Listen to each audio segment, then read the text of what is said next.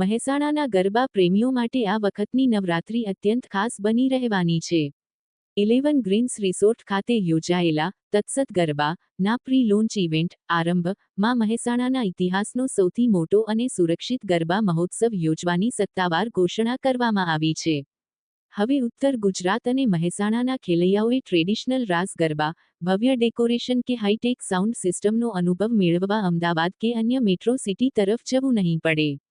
આ અંગે તત્સત ગરબાના આયોજક શ્રી ધવલ પટેલે માહિતી આપી.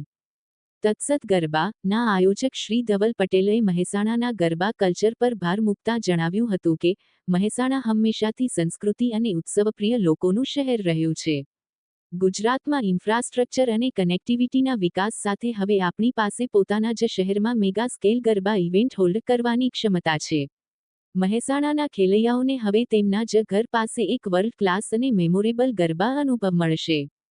ખેલૈયાઓની સુરક્ષા અને મહિલાઓની સલામતીને આયોજનનું મુખ્ય પાસું ગણાવતા તેમણે ઉમેર્યું હતું કે આદરણીય નરેન્દ્ર મોદી સાહેબના વિકાસના વિઝન અને ગૃહરાજ્ય મંત્રી શ્રી હર્ષ સંઘવીજીના સુરક્ષા મોડેલને કારણે આજે સમગ્ર ગુજરાતમાં એવું વાતાવરણ બન્યું છે કે આપણી દીકરીઓ કોઈપણ ડર વગર મોડી રાત સુધી ગરબા રમી શકે છે. તત્સત ગરબામાં પરિવારો અને મહિલાઓ સંપૂર્ણપણે સુરક્ષિત, ઉત્સાહપૂર્ણ અને ટેન્શન ફ્રી માહોલમાં નવરાત્રી માણી શકે તેવી ચુસ્ત વ્યવસ્થા કરવામાં આવશે. તત્સત ગરબા માત્ર એક ઇવેન્ટ નહીં પરંતુ મહેસાણાના પરંપરાગત ગરબા પ્રત્યેના પ્રેમની ઉજવણી છે. આરંભ એ આ ભવ્ય સફરની માત્ર પ્રથમ ઝલક છે.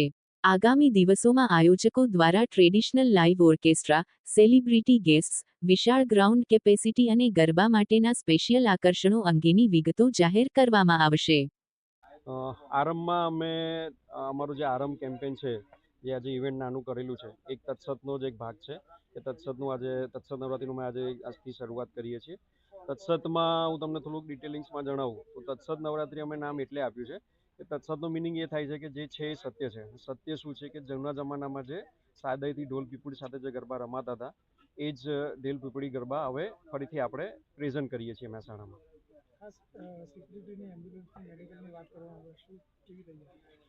સિક્યુરિટીમાં આપણે એક બાઉન્સર ટીમ હાયર કરેલી છે. એમાં મેલ અને ફિમેલ બંને સ્ટાફ હશે. બંનેની સિક્યુરિટી જળવાઈ રહેશે. અને એમ્બ્યુલન્સમાં આપણે એક અહીંયા મેડિકલ કેમ્પ બી રાખવાના છીએ મેડિકલ સ્ટાફ સાથે. તો નોર્મલ જે પ્રાઇમરી ઇન્જરીઝ હશે, પગ મચકોડી ગયો છે કે ચક્કર આવે છે, એના માટે પ્રાઇમરી અહીંયા એક ફેસિલિટી ટ્રીટમેન્ટ મળી રહેશે. અને કંઈક વધારે પડતું હશે તો એને એમ્બ્યુલન્સમાં નજીકના હોસ્પિટલમાં રેફર કરી આપવામાં આવશે.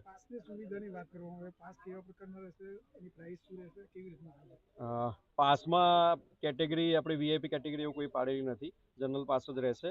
અને પાસનું પ્રાઇઝિંગ હતું વિચાર્યું હજુ થોડું પ્લાનિંગમાં છે, પણ 1000 ની અંદર રહેશે. Hi, I am Jasveer from Decovision India. So we are managing here the आरंभ of the तत्सत नवरात्रि. सो हम तत्सत को इस तरीके से मैनेज करने वाले हैं जी डेकोविजन इंडिया के गेस्ट हर एक चीज़ का एक्सपीरियंस लेके जाए. नवरात्रि सिर्फ एक सेलिब्रेशन नहीं है, उसको एक एक्सपीरियंस करना, फील करना, वो हमारा काम है. और हमारी टीम 24/7 आवर्स टीम एक्टिव रहेगी. वो नज़र रखेगी कि हाउस कीपिंग प्रॉपर है, सिक्योरिटी प्रॉपर है, क्राउड मैनेजमेंट प्रॉपर है. गेस्ट को एक एक्सपीरियंस होना चाहिए, वो चीज़ हमारी टीम को मैनेज करेगी. वो टीम हमारी टीम पूरी देखेगी एक एक चीज़ को.